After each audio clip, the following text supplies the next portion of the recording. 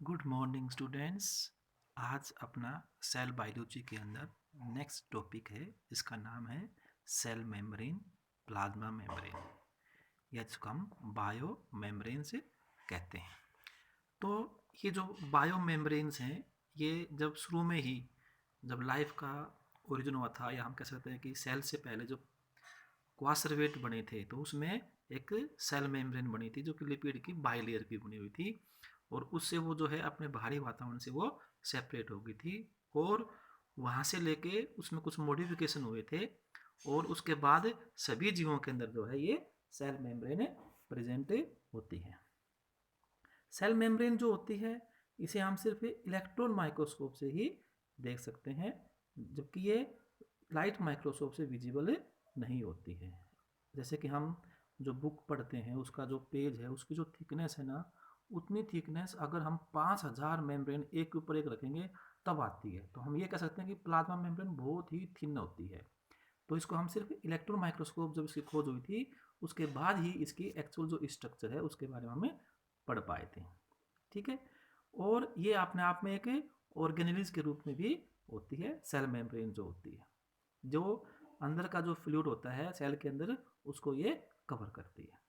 Cell membrane जो है वैसे वो परमिएबल, अपरमिएबल और सेमी परमिएबल और सिलेक्टिवली परमिएबल जो है, इतने प्रकार की क्या होती है सेल मेम्ब्रेन होती है। परमिएबल जिसको हम पारगम्य कहते हैं, यानी कि जिसमें से कोई भी पदार्थ आ जा सके, फ्रीली मूवमेंट होता है।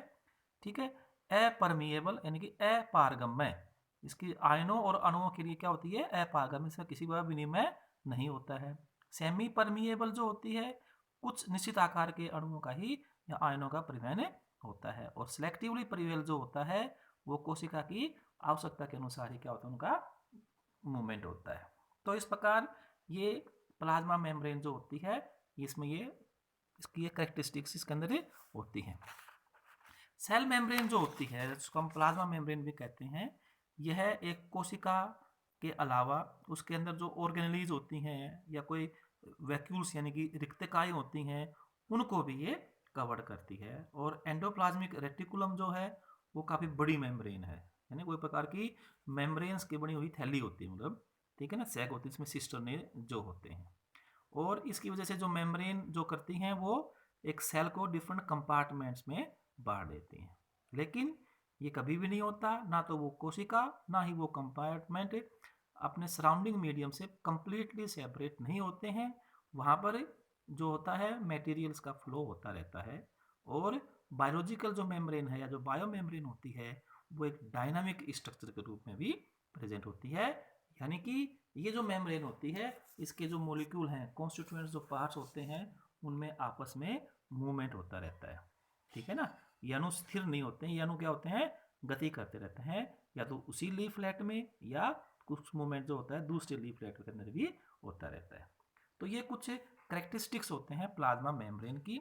जब हम प्लाज्मा मेम्ब्रेन की मोटाई की बात करते हैं, वैसे तो अलग अलग जो सेल के ऊपर डिपेंड करती है क्या उसके कार्य होते हैं। वैसे नॉर्मली जो सेल मेम्ब्रेन है 70 से 100 एंगस्ट्रॉन जो होती है यह थिक होती है। तो व्हाट इज सेल मेम्ब्रेन, ठीक है भी। तो सेल मेम्ब्रेन क्या होती है इसके बारे में आपको बताते हैं। सेल मेम्ब्रेन जो होती है जैसे आपको पहले बताया था भी, एक प्लाज्मा लेमा भी है, प्लाज्मा मेम्ब्रेन भी होती है, ठीक है ना।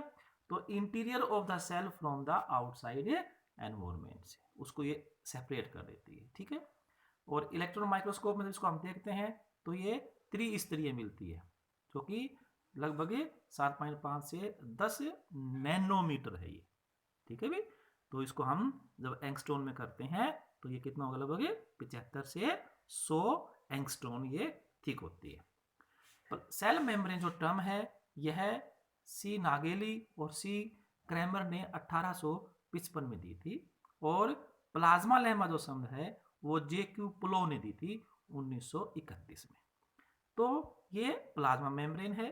प्लाज्मा मेम्ब्रेन जैसे आपको पहले बताया था भी, इसकी खोज जो है वैसे तो पहले को शुरू हो गई थी, लेकिन इलेक्ट्रॉन माइक्रोस्कोप के बाद ही इसकी एक्चुअल स्ट्रक्चर पता लगी थी। और उससे पहले जो है स्टेनिंग जो तकनीक है उनके द्वारा या फ्रिज फ्रैक्चर तकनीक के द्वारा हम प्लाज्मा मेम्ब्रेन की स्ट्रक्चर के बारे में पता कर सकते हैं। तो प्लाज्मा मेम्ब्रेन की स्ट्रक्चर को समझाने के लिए कई मॉडल्स समझाए गए। उसकी मॉलिक्यूलर स्ट्रक्चर क्या होती है उसे बताने के लिए है। इसमें सबसे पहले आता है ओवरटन्स सजेशन। ओवरटन जो साइंटिस्ट था उसने क्या सजेशन दी थी वो बताते हैं अभी। तो ओवरटन का जो सुझाव था कि प्लाज्मा मेम्ब्रेन की क्या स्ट्रक्चर होती है, तो 1890 में जो ओवरटन है उन्होंने क्या देखा कि ऐसे कुछ जो लिपिड में सोल्यूबल जो सब्सटेंस होते हैं वो सेल मेम्ब्रेन से काफ़ी आराम से उसके अंदर से पास हो सकते हैं in comparative to the other substances. तो जो लिपिड में सोल्यूबल होते हैं वो उसे इजीली पास हो सकते हैं, मोर रेडिली, और जो वाटर में सोल्यूबल होते हैं वो इससे पास नहीं हो सकते। तो इस ऑब्जर्वेशन के आधार पर ओवरटन ने क्या कहा था कि जो सेल मेम्ब्रेन होती है वो लिपिड्स की बनी हुई होती है, ठीक है ना। तो ये इन्होंने बात की थी। और जैसे कि रेड ब्लड कार्पसेस होती हैं उनके अंदर भी क्या हुआ, लिपिड से मिले थे। इसके बाद जो है आगे और साइंटिस्ट थे गोर्टर और ग्रेंडल। इन्होंने अपना एक मॉडल दिया था और इन्होंने जो है कि जो रेड ब्लड कार्पसेस होती है उनका जो सरफेस एरिया होता है, ठीक है, और उसमें जितनी अमाउंट ऑफ लिपिड है उसके आधार पर इन्होंने ये देखा कि उस एरिया के अंदर जो लिपिड है वो उससे डबल आते हैं, मतलब। तो इसके आधार पर उन्होंने ये कहा कि एक लिपिड की बाई लेयर के रूप में क्या होते हैं, ये प्रेजेंट होती हैं, लिपिड की बाई लेयर होती है। तो ये बात किसने की थी, गोर्टर और ग्रेंडल ने ये बात उन्होंने बताई थी। उसके बाद डेनियल और डेमसल मॉडल आता है 1935 के अंदर आता है भी। डेनियल और डेवसल मॉडल है, जैसे आप इसको बताते हैं, जिसको हम सैंडविच मॉडल भी कहते हैं। सैंडविच होती है ना, दो के बीच में होता है, उसको हम क्या बोलते हैं, सैंडविच कहते हैं। तो ये जो है डेनियल और डेवसन के अंदर क्या हुआ कि जब ये स्टडी कर रहे थे तो उन्होंने देखा कि जो सरफेस टेंशन जो होता है उस प्लाज्मा मेम्ब्रेन के अंदर वो लिपिड की तुलना में बहुत कम होता है। और इसके आधार पर उन्होंने ये बताया कि उस मेम्ब्रेन के अंदर लिपिड के अलावा प्रोटीन भी उसमें प्रेजेंट होते हैं, और वो जो प्रोटीन है वो एक कंटिन्यूस लेयर के रूप में अरेंज होते हैं। इसको हम सैंडविच मॉडल इसलिए कहते हैं क्योंकि प्रोटीन की दो मोनोलेयर होती हैं और उनके बीच में फॉस्फोलिपिड की बाई लेयर इसके अंदर ये प्रेजेंट होते हैं। फॉस्फोलिपिड जो होते हैं, ठीक है, तो इसको हमने क्या नाम दिया अभी, सैंडविच मॉडल होते हैं। और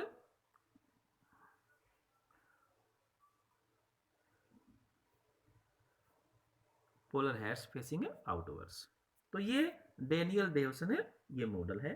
तो जैसे कि इसमें स्पष्ट रूप से बताया गया है कि ये एक बाई लेयर है फॉस्फोलिपिड की, और इसके इधर ये प्रोटीन कोट है और ये भी क्या है, प्रोटीन कोट है। तो इनके इस प्रोटीन कोट के इस प्रोटीन की कोट के बीच में क्या होता है, ये स्ट्रक्चर प्रेजेंट होती है। तो इस मॉडल के अंदर डेनियल और डेवसन ने क्या कहा कि जो लिपिड की जो बाइलेयर जो अरेंज होती हैं तो उसके जो नॉन पोलर जो सिरे होते हैं, नॉन पोलर जो होते हैं वो हाइड्रोफोबिक होते हैं।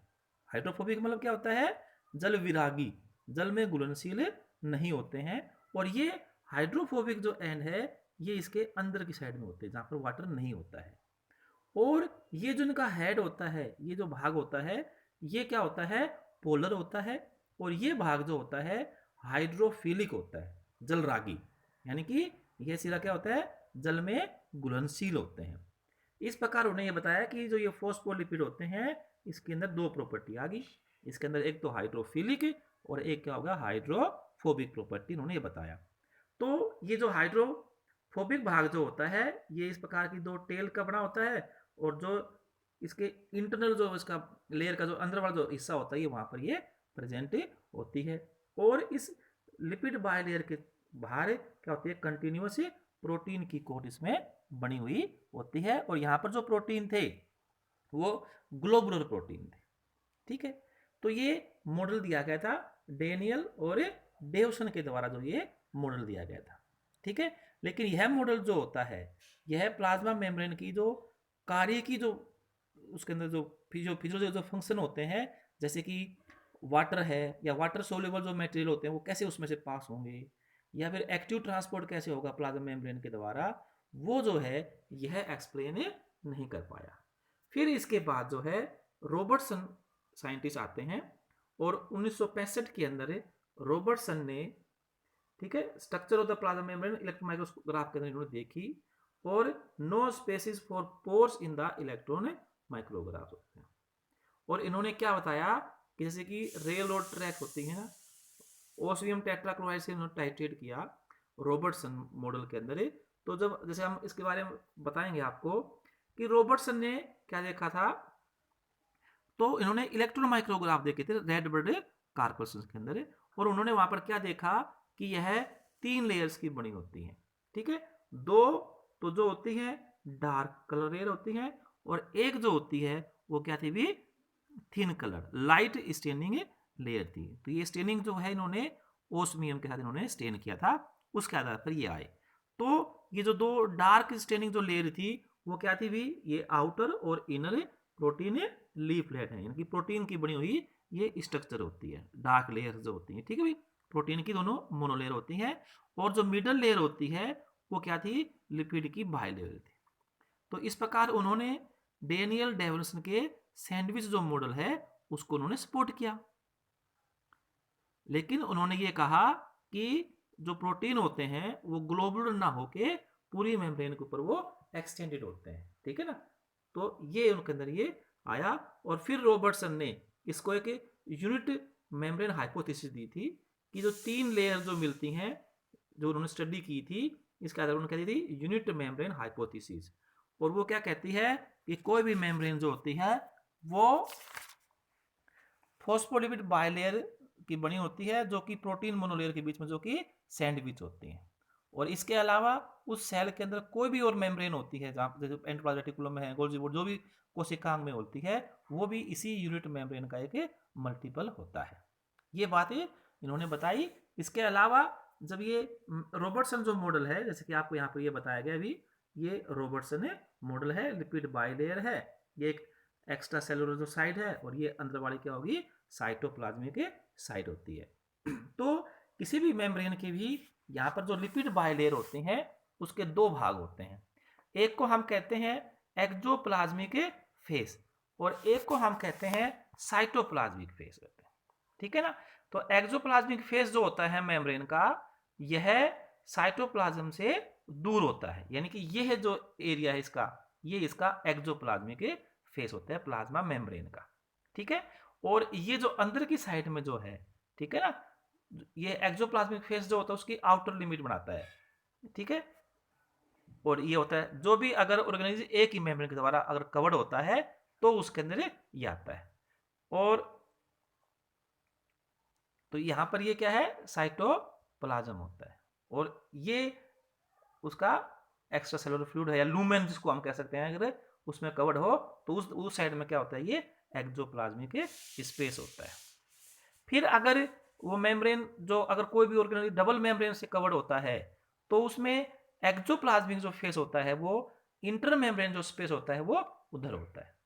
और साइटोप्लाज्मिक फेस तो ऑलवेज कहां पर होता है, टुवर्ड्स द साइटोप्लाज्म में। इसको आप ये समझ सकते हैं जैसे कि ये कोई भी माइटोकॉन्ड्रिया है, क्लोरोप्लास्ट है, डबल मेम्ब्रेन है, तो इस मेम्ब्रेन का ये जो हिस्सा है ये तो क्या होगा इधर एक्सोप्लाज्मिक, और ये अंदर वाला जो हिस्सा है ये क्या होगा, इसका साइटोप्लाज्मिक हिस्सा होता है, ठीक है। ये इंटर मेम्ब्रेन है, इसमें ये स्पेस आता है। तो ये भी इसके अंदर एक बड़ी बात इसके अंदर ये आई थी, तो इनको हम बायो मेम्ब्रेन्स या ये कहते हैं, ठीक है भी। तो ये मॉडल आया था। फिर उसके बाद इस मॉडल के अंदर भी कुछ ड्रॉबैक्स थे भी, ठीक है ना। क्या ये एक तो डायनामिक नेचर को एक्सप्लेन नहीं कर पाया तो रॉबर्टसन का जो ये मॉडल था, और फंक्शनल जो स्पेसिफिसिटी है वो नहीं कर पाया। इसके अलावा कुछ उसके फिजियोलॉजिकल जो प्रोसेस होते हैं जैसे कि एक्टिव ट्रांसपोर्ट होती है वो सब नहीं कर पाए। तो इसके बाद एक नया मॉडल की खोज हुई, और उस नए मॉडल को हम कहते हैं फ्लूइड मोजेइक मॉडल कहते हैं।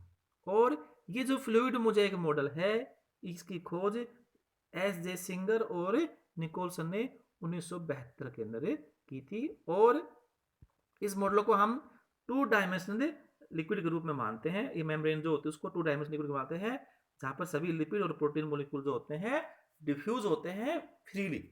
इसको फ्लूइड नाम दिया गया है क्योंकि इस मॉडल के अंदर जो फॉस्फोलिपिड जो होती है, जो बाइलेयर के रूप में अरेंज होते हैं फॉस्फोलिपिड मॉलिक्यूल, वो एक प्रकार के फ्लूइड के रूप में, विस्कस फ्लूइड जो होती हैं वो उसके रूप में प्रेजेंट होते हैं। और ये जो प्रोटीन होते हैं ये इन लिपिड के साथ इस फ्लूइड के अंदर क्या होते हैं, वो स्कैटर्ड होते हैं। और जब स्कैटर्ड होते हैं, है ना, तो उसको हम क्या बोलते हैं, मोजाइक अपीयरेंस कहते हैं उसको। मोजाइक का मतलब क्या होता है, स्कैटर्ड, डिफरेंट प्रकार के होते हैं, ठीक है ना। तो इसके अंदर अलग अलग प्रकार के लिपिड हैं, उसमें जो प्रोटीन बाहर निकले हुए हैं ये भी हैं, किसी भी मेम्ब्रेन में हो तो उनकी वो क्या होती है, मोजाइक अपीयरेंस से होती है भी। और लिपिड और जो प्रोटीन की जो रेशियो होती है वो 90% लिपिड से लेके 10% प्रोटीन हो सकते हैं। किसमें, माइलिन शीथ के अंदर। 25% लिपिड और 75% प्रोटीन जो होते हैं इनर माइटोकॉन्ड्रियल मेम्ब्रेन के अंदर भी हो सकते हैं। और नॉर्मली जो लिपिड होते हैं 30 से 50% इसके अंदर प्रेजेंट होते हैं, इस किसी भी फ्लूइड मोजाइक मॉडल के अंदर होते हैं, ठीक है। तो ये होते हैं, इसमें प्रोटीन जो होते हैं वो एक ग्लोबुलर प्रोटीन होते हैं। और सबसे वाइडली एक्सेप्टेड जो मॉडल है वो क्या है, फ्लूइड मोजाइक मॉडल है। तो ये फॉस्फोलिपिड बाइलेयर होती है इसके अंदर जो हम पढ़ेंगे फ्लूइड मोजाइक मॉडल जो आता है। फ्लूइड क्या होता है, आपको मैंने पढ़ाया था, fluid individual phospholipids and protein molecules have around with in this layer, fluid बनाता है फॉस्फोलिपिड के द्वारा। और मोजाइक जो होते हैं ये प्रोटीन्स होते हैं, स्कैटर्ड प्रोटीन मॉलिक्यूल होते हैं, ठीक है। तो इसको हम ऊपर से देखते हैं तो इसमें प्रोटीन जो होते हैं वो क्या होते हैं, भी स्कैटर्ड होते हैं। तो उसके आधार पर इसका नाम बड़ा है फ्लूइड मोजाइक मॉडल है, ठीक है। और इसको हमें आइसबर्ग ऑफ सी के अंदर जो आते हैं प्रोटीन जो होते हैं वो आइसबर्ग है, और सी हम इसको क्या मान लेते हैं, लिपिड के अंदर है। तो लिपिड पूरा एक सी के रूप में, और उसमें ये आइसबर्ग के रूप में प्रोटीन स्कैटर्ड होते हैं। तो कुछ इसके जो फीचर्स होते हैं इस मॉडल के आपको मैं बता देता हूँ भी। इसके अंदर जो होती हैं ये एक बाइलेयर होती है फॉस्फोलिपिड मॉलिक्यूल के अंदर, ठीक है। और इसके अंदर मॉलिक्यूल्स का मूवमेंट होता है। फॉस्फोलिपिड टेल जो होती है वो टेल जैसे पॉइंट टूवर्ड्स इनवर्स करती हैं, और नॉन पोलर हाइड्रोफोबिक इंटीरियर होती हैं। Head face the aqueous medium, जहाँ पानी होता है उसके अंदर आते हैं। कुछ phospholipid tails are saturated and some are unsaturated, ठीक है। More unsaturated more fluid the membrane आती है। और मोस्ट प्रोटीन मॉलिक्यूल जो होते हैं इसमें फॉस्फोलिपिड की जो लेयर है फ्लूइड इसमें फ्लोट करते हैं।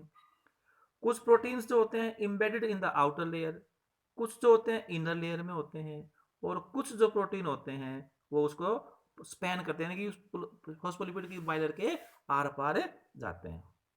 इसकी थिकनेस 7 नैनोमीटर यानी कि 70 एंगस्ट्रॉम होती है, कुछ 75 एंगस्ट्रॉम मान लेते हैं, ठीक है। और इसके अलावा जो इसके प्रोटीन और लिपिड होते हैं उसके साथ कुछ कार्बोहाइड्रेट चेन अटैच होती हैं, जिसे हम ग्लाइकोप्रोटीन्स और ग्लाइकोलिपिड्स भी कहते हैं। और ये मुख्य रूप से इसकी जो एक्टोप्लाज्मिक जो भाग होता है उस साइड में जो होती हैं ये स्ट्रक्चर से प्रेजेंट होती हैं। और इसके अंदर कोलेस्ट्रॉल की जो है वो भी प्रेजेंट होता है। तो भी ये फ्लूइड मोजाइक मॉडल के बारे में ये इसकी एक कुछ कैरेक्टरिस्टिक थी, ये इसकी मेम्ब्रेन थी। तो अब हम नेक्स्ट वीडियो के अंदर जो प्लाज्मा मेम्ब्रेन है उसकी जो स्ट्रक्चर्स हैं उनके बारे में पढ़ेंगे भी, ठीक है भी। धन्यवाद भी।